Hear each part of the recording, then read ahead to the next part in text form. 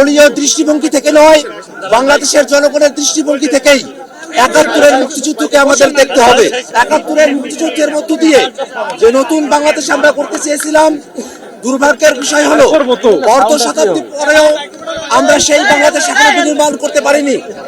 তারই পরিপ্রেক্ষিতে ২৪শে অভ্যুত্থানে হাজারো মানুষের শাহাদাতের মধ্য দিয়ে আমরা ফ্যাসিবাদকে হটিয়ে নতুন এক বাংলাদেশ গড়ার সুযোগ পেয়েছি। নতুন এক বাংলাদেশে মুক্তিযুদ্ধের সাম্য, মানবিক মর্যাদা এবং সামাজিক সুবিচারের বাংলাদেশ প্রতিষ্ঠিত হবে, এটাই আমাদের প্রত্যাশা। মুক্তিযুদ্ধকে নিয়ে নানা ধরনের বয়ানের রাজনীতি করা হয়েছে। মুক্তিযুদ্ধ যে এই দেশের সাধারণ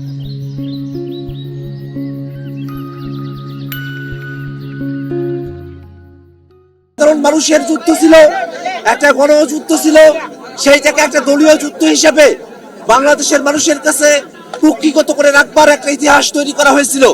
জাতীয় নাগরিক পার্টি মনে করে দলীয় দৃষ্টিভঙ্গি থেকে নয়, বাংলাদেশের জনগণের দৃষ্টিভঙ্গি থেকেই ৭১-এর মুক্তিযুদ্ধকে আমাদের দেখতে হবে।